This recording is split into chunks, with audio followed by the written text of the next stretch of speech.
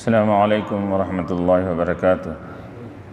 الحمد للہ رب العالمین، عاقبۃ للمتقین، والصلاة والسلام علی اشرف الانبیاء والمرسلین وعلی آلہ وصحبہ اجمعین، اما بعد، قد قال اللہ تبارک وتعالی فی القرآن المجید والفرقان الحمید، اعوذ باللہ من الشیطان الرجیم، بسم اللہ الرحمن الرحیم۔ وإلى عاد أخاهم هودا قال يا قوم اعبدوا الله ما لكم من إله غيره أفلا تتقون قال الملأ الذين كفروا من قومه إنا لنراك في سفاهة وإنا لنظنك من الكاذبين قال يا قوم ليس بي سفاهة ولكني رسول من رب العالمين أبلغكم رسالات ربي وأنا لكم ناصح أمين أَوَعَجِبْتُمْ أَنْ جَاءَكُمْ ذِكْرٌ مِّن رَبِّكُمْ عَلَى رَجُلٍ مِّنكُمْ لِيُنذِرَكُمْ وَاذْكُرُوا إِذْ جَعَلَكُمْ خُلَفَاءَ مِن بَعْدِ عَادٍ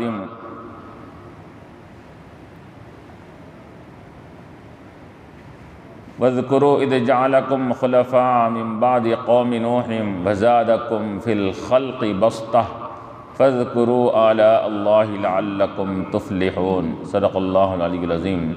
قال تعالیٰ فی مقام آخر فی شان حبیبہ الکریم، ان اللہ وملائکتہ یصلون علی النبی یا ایھا الذین آمنوا صلوا علیہ وسلموا تسلیما۔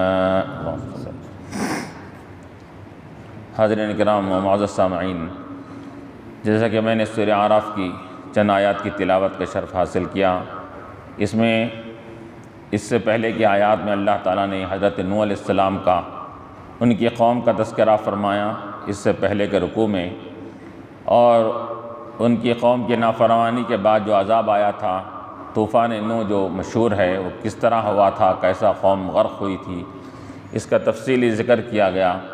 اب اللہ تعالیٰ اس سورہ کے اندر مختلف انبیاء علیہ السلام کا تذکرہ فرما رہے ہیں کہ ہر نبی کو ان کی امت کی طرف بھیجا گیا تو ان کی امتوں نے ان کے ساتھ کیا کیا معاملہ کیا۔ تو چنانچہ اب اس رکوع کے اندر اللہ تعالیٰ فرما رہا ہے کہ وَإِلَىٰ عَادٍ أَخَاهُمْ هُودًا، کہ ہم نے قوم عاد کی طرف حضرت ہود علیہ السلام کو بھیجا۔ نوح علیہ السلام کے بعد حضرت ہود علیہ السلام کا ذکر کیا جا رہا ہے کہ ہم نے قوم عاد کی طرف، یہ عاد ایک قوم تھی، ایک بڑی، اللہ تعالیٰ نے ان کو جسامت، خد، خامت، ان کو بہت ہی عام لوگوں کے مقابلے میں زیادہ عطا فرمایا تھا۔ بڑے خد و خامت والے تھے، بڑے جثے والے تھے، اور یہاں تک کہ روایتوں میں آتا ہے کہ وہ ایک ایک آدمی کا خد 100 سے لے کے 120 گز تک ایک ایک آدمی ہوا کرتا تھا، اور ان میں کا پس قد اگر ہوتا تو وہ 50-60 گز کے آدمی کو پس قد کہا کرتے تھے۔ وہ اتنے قد والے قوم تھی اور بڑی جیوٹ قوم تھی، اللہ نے ان کے جسموں کو بھی مضبوط بنایا تھا، تو جس کا ذکر آگے کے آیات میں بھی آ رہا ہے۔ تو یہ قوم عاد، یہ عاد کا نام اس کو کیوں پڑا، تو مفسرین لکھتے ہیں کہ یہ ان کی آباء اجداد میں جس سے سلسلہ ان کا قوم عاد کا چل رہا ہے، اس کے اصل خاندان کے بڑے فرد کا نام عاد تھا، تو اس وجہ سے اس قوم کو قوم عاد بولا جانے لگا۔ جیسا کہ ہاشم حضور کے خاندان میں اوپر کے ایک آپ کے جد امجد کا نام تھا، تو اس قبیلے یا خاندان کو ہاشم قبیلہ کہا جاتا تھا، اسی طرح یہاں پر بھی اللہ تعالیٰ نے قوم عاد فرمایا، وَإِلَىٰ عَادٍ، اور ہم نے بھیجا إِلَىٰ عَادٍ، عاد قوم کی طرف، أَخَاهُمْ، انہی کے بھائی ہود علیہ السلام کو بھیجا ہم نے۔ تو یہاں پر بھائی جو کہا گیا، أَخَاهُمْ، ان کے بھائی کو ہم نے بھیجا، تو بھائی ایک نسبی ہوتا ہے، ایک خاندانی ہوتا ہے، ایک قومی ہوتا ہے، ایک ہم وطنی کو بھی بھائی کہتے ہیں، اور ایک ہم جنس کو بھی بھائی کہا جاتا ہے۔ اب ایک وطن والے ہیں تو آپس میں ایک دوسرے کے بھائی بھائی ہے، ایک خاندان والے آپس میں بھائی بھائی ہے، اور ایک نسبی رشتے کے بنیاد پر وہ حقیقی بھائی جو ہوتا ہے وہ نسبی بھائی کہلایا جاتا ہے، اور ایک ہوتا ہے ہم جنس، ایک ہی جنس کے آپس میں افراد کو بھائی بھائی کہا جاتا ہے، تو یہاں یہ مراد ہے، یہاں پر ہم نے ہود علیہ السلام کو بھیجا قوم عاد کی طرف، جو اخاہم، جو انہی میں کے ہم جنس تھے، یعنی کہ وہ بھی انسان ہیں، یہ بھی انسان ہیں، انسانوں میں سے ہم نے انسان کو رسول بنا کر بھیجا تاکہ انسانیت کی ہدایت اور ان کی تعلیم اور ان کی تربیت آسان ہو سکے۔ اور ہر قوم نے تقریباً امتوں نے یہی کہا کہ ہمارے ہی میں سے رہ کر ہم کو کیوں ہدایت دے سکتے ہیں، کس طرح ہدایت دے سکتے ہیں، انہوں نے انکار کیا تھا۔ تو اللہ تعالیٰ یہاں پر واضح فرما رہا ہے کہ ہم کبھی بھی کسی بھی قوم کے اندر نبی کو بھیجتے ہیں تو وہ قوم ہی کہ ہم جنس کو بھیجتے ہیں، انسانوں میں سے انسان کو بھیجتے ہیں۔ کیوں؟ اس وجہ سے کہ اگر انسانوں سے پرے اوپر کا اگر فرشتہ بن کر اگر نبی آ جاتا تو پھر یہ لوگ اس کی اطاعت اور فرمانبرداری کرنا ان کے لیے مشکل ہو جاتا۔ فرشتہ تو یہ دن رات عبادت کرتے بڑھ جاتا، اس کو کھانے پینے کی ضرورت نہیں رہتی۔ تو انسانوں میں سے اللہ نے رسولوں کو بھیجا تاکہ انسانیت کی صحیح طریقے سے تربیت بھی ہو، تعلیم ہو اس کے اندر۔ انسان اگر نبی رہے گا تو اس کو بھی ضروریات لگے ہوئے ہیں، پورے دنیاوی ضروریات لگے ہوئے ہیں، وہ ضروریات کو تکمیلہ کرتے ہوئے وہ دین کے راستے پہ چلے گا اور لوگوں کو راستے پر چلائے گا۔ تو یہ اس کا اسوہ اور اس کا نمونہ، اس کو آئیڈیل بنانا یہ امت کے لیے آسان ہوگا۔ اس کے خاطر اللہ تعالیٰ نے انسانوں میں سے رسول کو بھیجا۔ تو اللہ تعالیٰ فرما رہا ہے وَإِلَىٰ عَادٍ أَخَاهُمْ هُودًا، ہم نے انہی کے نسل اور نسب میں سے، انہی کے جنس انسانوں میں سے ہم نے ہود علیہ السلام کو بھیجا قوم عاد کی طرف۔ قال، تو حضرت ہود علیہ السلام نے آ کر کیا کہا؟ قال یا قوم اعبدوا اللہ، اے میری قوم اعبدوا اللہ، اللہ کی عبادت کرو۔ ما لکم من الہ غیرہ، تمہارے لیے اللہ کے علاوہ کوئی معبود نہیں ہے، کوئی خدا نہیں ہے، کوئی الہ نہیں ہے سوائے اللہ تعالیٰ کے۔ اللہ ہی کی تم عبادت کرو، اس کو ایک جانتے ہوئے، ایک مانتے ہوئے عبادت کرو۔ تو یہاں پر ہر نبی نے سب سے پہلی بات جو کہی وہ پہلے اپنی شخصیت کو منوایا، اور اس کے بعد انہوں نے کیا پیغام دیا امت کے سامنے؟ اللہ کی وحدانیت کا، اللہ کی ایکتائی کا انہوں نے یہ پیام دیا اور پیغام لوگوں امت کے سامنے پیش کیا تھا۔ فرما رہے ہیں کہ میری قوم اعبدوا اللہ، اللہ کی عبادت کرو۔ اب رہا کہ عبادت صرف اللہ کی جاتی ہے، عبادت غیر اللہ کی عبادت یہ حرام ہے، ناجائز ہے، یہ شرک ہے۔ عبادت صرف اللہ کی ہوگی، اطاعت یہ ہر ایک کی ہو سکتی ہے۔ اپنے سے بڑوں کی اطاعت کرنے کو بھی، ان کی بات ماننے کو اطاعت کہتے ہیں۔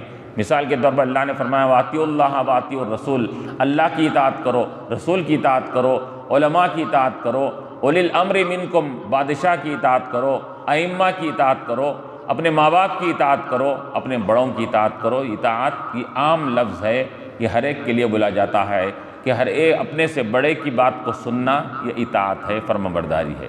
لیکن عبادت صرف اللہ کی جائے گی، کیونکہ عبادت یہ بندگی کا نام ہے، پرستش کا نام ہے، یہ انتہائی عاجزی انکساری کا نام ہے، اپنے آپ کو اس کے سامنے سر خم کر دینے کا نام عبادت ہے۔ اور یہ صرف اللہ کے لیے شایان شان ہے کہ اس کی عبادت کی جائے۔ تو فرما رہے ہیں اعبدوا اللہ، اور علماء نے یہ بھی فرمایا کہ ایک ہے عبادت، ایک ہے اطاعت، ایک ہے اتباع اور پیروی۔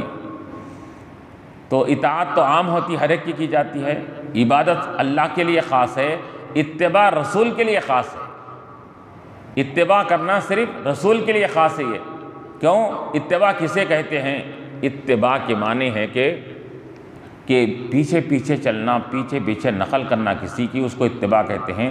تو یہ اتباع صرف نبی کی جائے گی، یعنی جیسا نبی جو بھی کام کر رہے ہیں ان کو دیکھ کر، ان کے حرکات و سکنات، ان کے اعمال کو دیکھ کر، ان کے نقش قدم پر چلنے کا نام اتباع ہے۔ تو یہ اتباع صرف نبی کی ہوگی۔ کیوں؟ اس وجہ سے کہ بادشاہ ہے، اسی طرح کوئی عالم ہے، تو اس کی اگر ممکن ہے کہ اس سے غلطی ہو جائے، اس کی ہر بات کو فالو کرنا، یہ کیا ہے علم کیا ہے، یہ ضروری نہیں کہ اس کی ہر بات کیا ہے حق پر ہو، صداقت پر مبنی ہو، اس کی عالم آدمی ہے، بادشاہ ہے، فلاں ہے، اس کی اتباع نہیں ہو سکتی اس کے اندر۔ لیکن نبی کی اتباع، نبی جو بھی کام کرے گا، جیسا بھی اس کا عمل ہوگا، ہر عمل میں اس کے پیچھے پیچھے چلنے کا نام اتباع ہے۔ تو معلوم ہوا کہ عبادت اللہ کے ساتھ خاص ہے اور اتباع رسول کے ساتھ خاص ہے، کہ اتباع یعنی کہ بغیر کسی پوچھے کے، بغیر کسی تحقیق کرے کہ جیسا نبی عمل کرتے جائیں پیچھے پیچھے ان کے وہ عمل کرتے جائیں، اس کو اتباع کہتے ہیں۔ تو یہ اتباع اور پیروی صرف نبی کی ہوتی ہے، کیونکہ نبی غلط کام، کوئی خلاف شریعت کام ہرگز کر ہی نہیں سکتا۔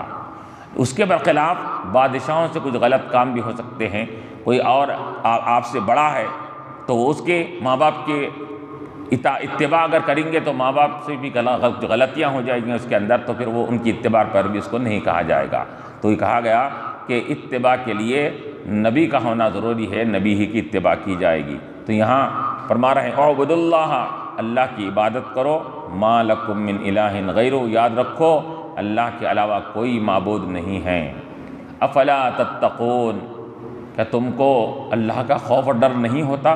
کیا تم اللہ سے ڈرتے نہیں ہو؟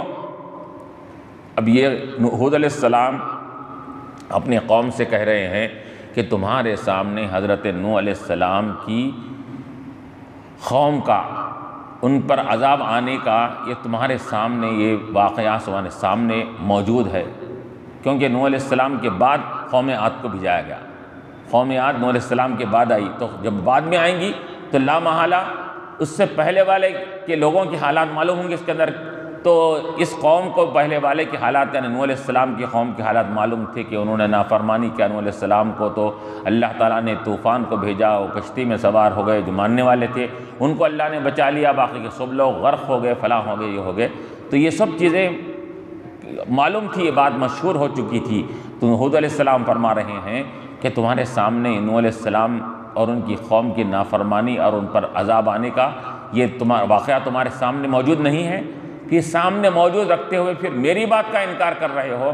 تو افلا تتقون، کیا تم کو اللہ کا خوف نہیں ہے، اللہ کا ڈر نہیں ہے؟ کیا اللہ تعالیٰ جس طرح نوح علیہ السلام کی قوم پر نافرمانی کی وجہ سے عذاب بھیجا تھا، کیا تمہارے اوپر عذاب نہیں بھیج سکتا اللہ تعالیٰ؟ پھر کیوں ڈرتے نہیں تم؟ یہ ان کو کہا گیا، نوح علیہ السلام نے اپنی امت سے کہا تھا کہ انی اخاف علیکم عذاب یوم عظیم، مجھے تم پر اللہ کی طرف سے عذاب آنے کا خوف ہے، چونکہ کائنات میں آدم علیہ السلام کے بعد سے لے کر کسی قوم پر عذاب نہیں آیا تھا۔ تو نوح علیہ السلام نے کیا کہا؟ مجھے خوف ہے کہ کہیں عذاب نہ آ جائے، اب تک عذاب آیا نہیں تھا، تو عذاب آنے کا اندیشہ ظاہر کیا تھا ان کے سامنے۔ اور ہود علیہ السلام کیا بول رہے ہیں؟ کیا تم ڈرتے نہیں؟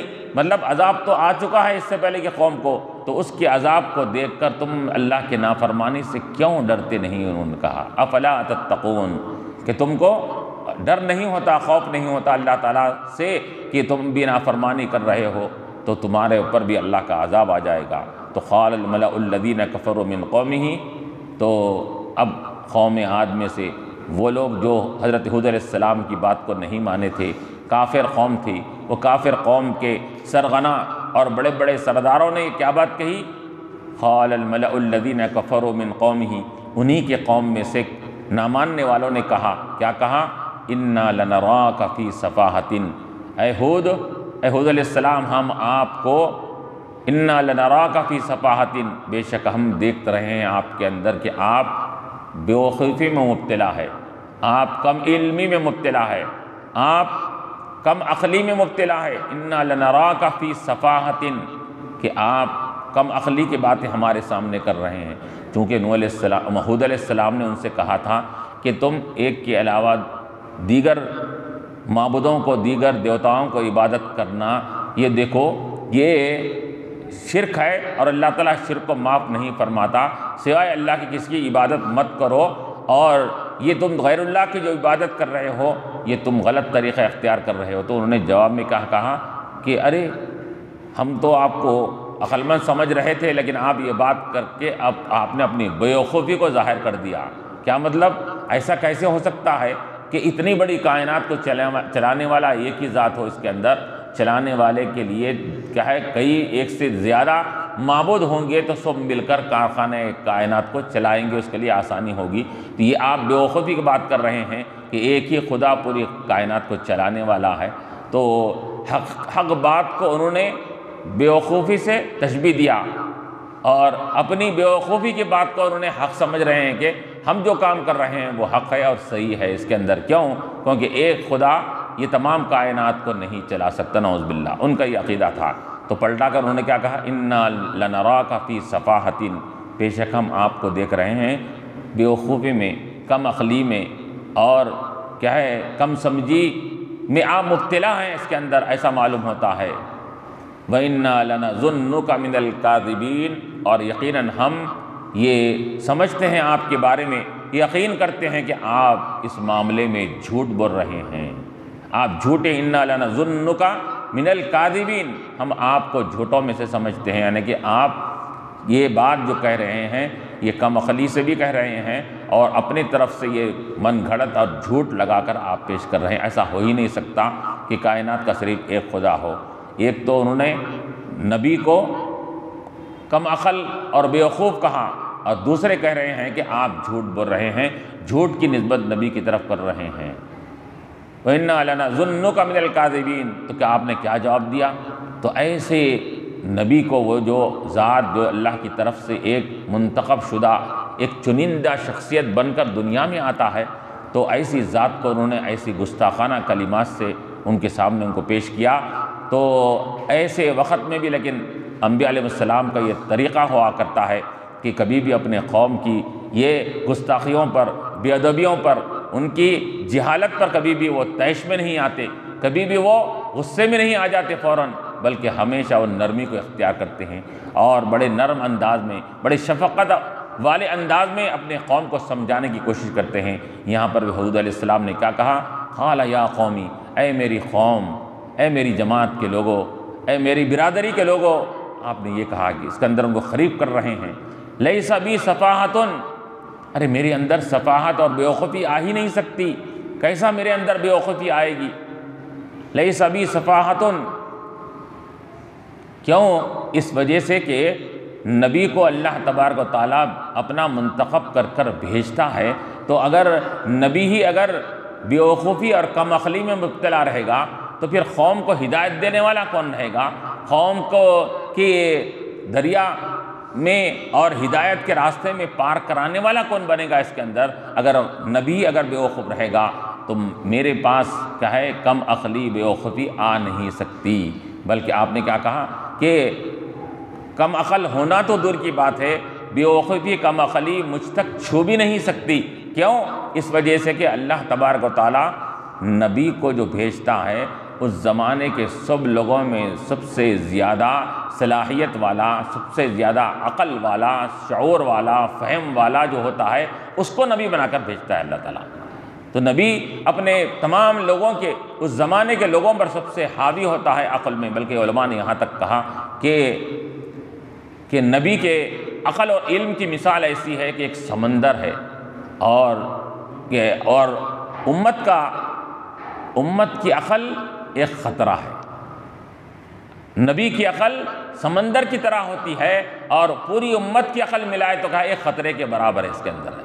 اور اسی طرح علماء نے یہ بھی کہا کہ یہ تو عام نبی کی بات ہے، اس کے اندر امام الانبیاء کا کیا معاملہ ہے؟ تو فرماتے ہیں کہ ہمارے آقا علیہ السلام کی عقل اور عام انبیاء کی عقل کے مقابلے میں فرماتے ہیں کہ ہمارے نبی علیہ السلام کی عقل ایک سمندر کے برابر ہے، اور دوسرے انبیاء علیہ السلام کی عقل اور علم کو لے لیا جائے تو ایک خطرے کے برابر ہے اس کے اندر۔ اللہ تعالیٰ نے حضور کو اتنا عقل اور علم عطا فرمایا تھا کہ دوسرے انبیاء کے مقابلے میں بھی یہ حضور کا علم سمندر کے برابر تھا اور دوسرے انبیاء کا علم خطرے کے برابر تھا۔ تو یہاں پر یہ بتا رہے ہیں کہ میرے پاس بیوقوفی اور کم عقلی کیسے آ سکتی ہے؟ لیس بی صفاحۃ، میرے پاس یہ بیوقوفی اور کم عقلی نہیں آ سکتی، بلکہ علماء نے یہاں تک کہا کہ میں تو قوم کا کیا ہے، رہبر ہوں، رہنما ہوں، گائیڈ ہوں۔ اگر گائیڈ اگر کم عقل رہے گا تو پھر قوم کو منزل مقصود تک کون پہنچائے گا؟ اگر مثال کے طور پر اگر ہم کسی ریل میں جا رہے ہیں، کسی سواری میں جا رہے ہیں اور چلانے والا بیوقوف ہو، تو اگر چلانے والا بیوقوف ہوتا ہے تو منزل مقصود تک ہم نہیں پہنچ سکتے۔ تو دنیاوی سواری اگر چلانے والا بیوقوف ہو تو پھر وہ منزل مقصود تک نہیں پہنچا جا سکتا، تو پھر ہدایت کے راستے کی سواری جو چلا رہا ہے نبی، وہ اگر بیوقوف رہے گا تو وہ منزل مقصود تک کیسے پہنچ سکتے ہیں؟ تو میں تو تم کو ہدایت کے راستے پر چلانے والا ہوں۔ جو ہدایت کے راستے پر چلانے والا ہوتا ہے وہ اگر بیوقوف رہے گا تو پھر ہدایت امت کو کون دے گا اس کے اندر؟ لیس بی صفاحۃ، بلکہ کیا کہا؟ ولٰکنی رسول من رب العالمین، میں تو رب العالمین کی طرف سے رسول ہوں، اس کی طرف سے بھیجا گیا ہوں۔ اور رسول رب العالمین اپنا رسول کس کو بناتا ہے، کس کو منتخب فرماتا ہے؟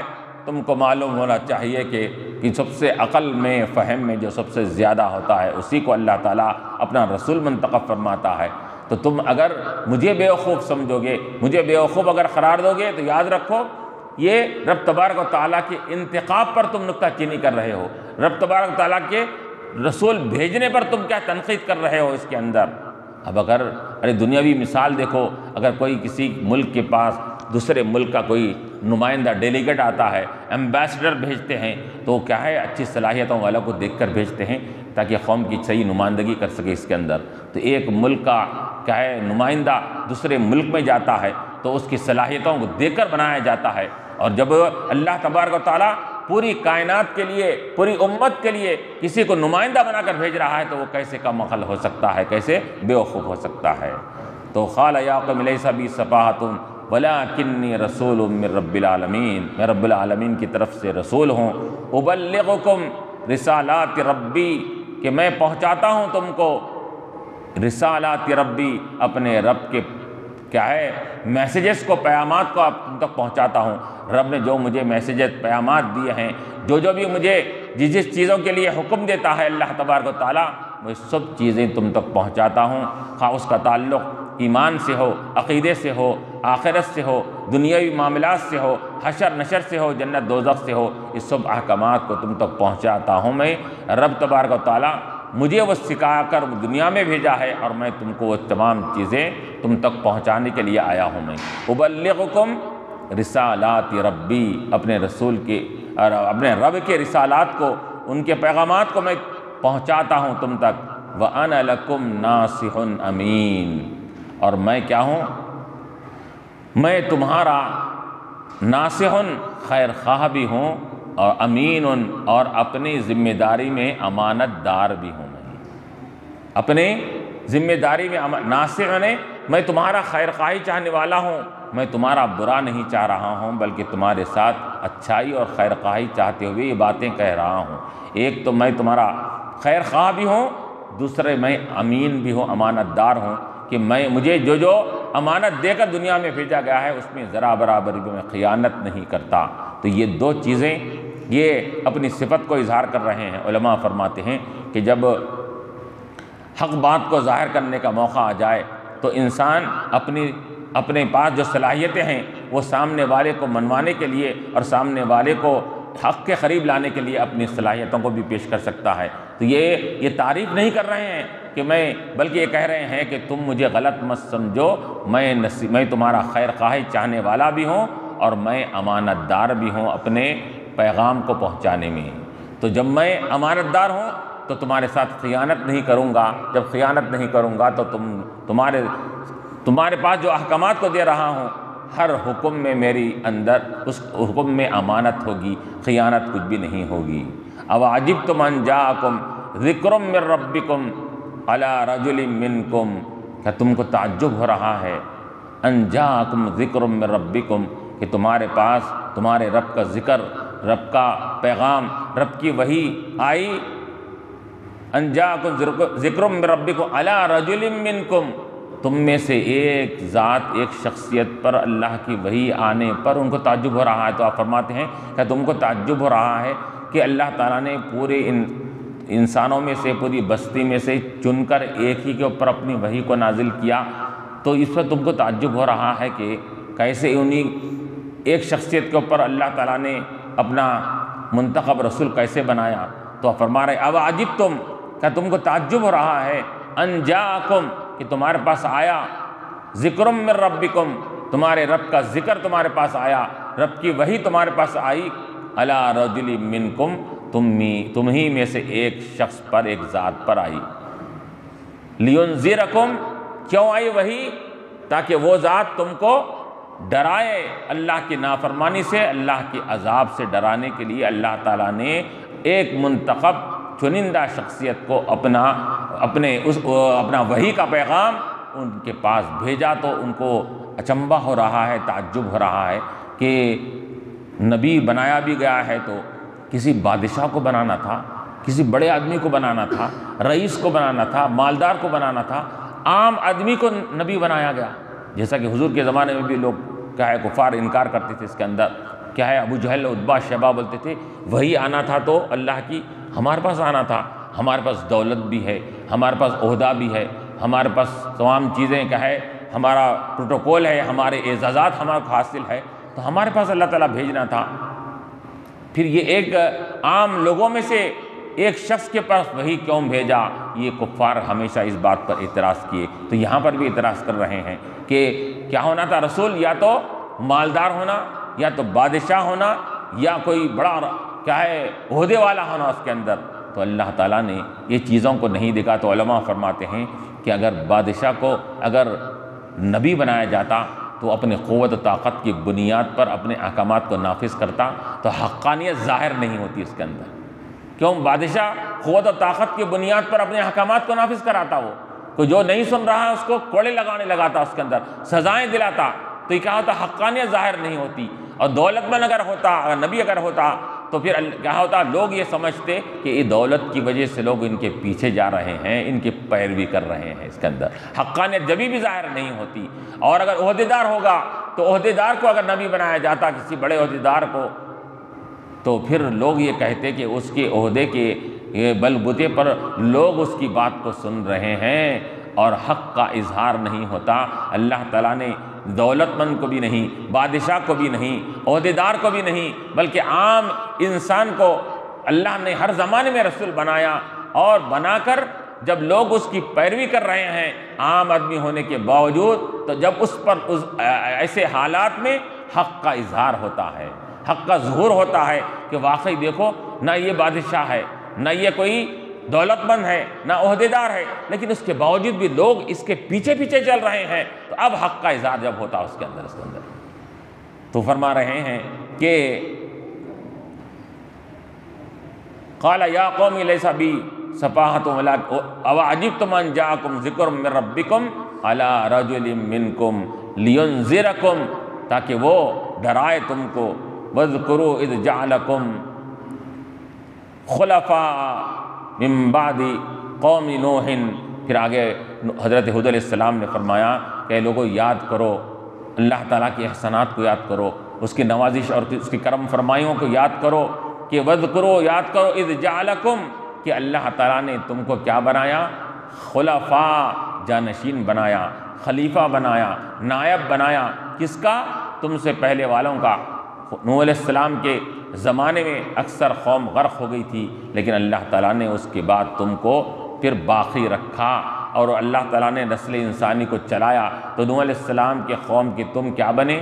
جانشین بنے، نائب بنے، خلیفہ بنے۔ تو اللہ تعالیٰ نے تم کو ان کا خلیفہ بنایا۔ خلیفہ کسے کہتے ہیں؟ خلیفہ ہر وہ شخص کو کہتے ہیں جو اپنے ماقبل کی نیابت کرتا ہے، اپنے پہلے والے شخص کی نیابت، یعنی کہ اس کا کام چلاتا ہے، کہ پہلے جو کام ہو رہا تھا اس کے بعد جو کام چلانے والے ہوتے ہیں اس کو خلیفہ کہا جاتا ہے۔ جیسا کہ مثال کے طور پر کوئی کسی مرشد کا انتقال ہو جائے تو اس کو ان کے خلیفہ کو ان کا جانشین بنا دیتے ہیں، خلیفہ بنا دیتے ہیں۔ تو خلیفہ کیا کرتا ہے؟ وہ مرشد کا جو کام ہوتا ہے، جو مشن ہوتا ہے، خلیفہ وہی کام کو کرتا ہے اس کے اندر۔ تو اللہ نے تم کو نوح علیہ السلام کے بعد قوم نوح کا خلیفہ بنایا۔ وَاذْكُرُوا إِذْ جَعَلَكُمْ خُلَفَاءَ مِن بَعْدِ قَوْمِ نوح، نوح علیہ السلام کی قوم کے بعد۔ چنانچہ تقریباً یہ 200 400 600 سال کے بعد حضرت ہود علیہ السلام کو اللہ نے نوح علیہ السلام کے بعد دنیا میں بھیجا تھا اس کے اندر۔ وہ زمانے میں عمریں بڑی تھی، ان کی تو 1000 برس کے قریب تھی۔ حضرت ہود علیہ السلام کے بارے میں آتا ہے کہ ان کی عمر بھی تقریباً 400 ساڑھے 400 برس کی عمر تھی اس زمانے میں، ہر ایک کی عمر بڑی ہوا کرتی تھی۔ تو وَاذْكُرُوا إِذْ جَعَلَكُمْ خُلَفَاءَ مِن بَعْدِ قَوْمِ نوح، نوح علیہ السلام کی قوم کے بعد تم کو خلیفہ بنایا۔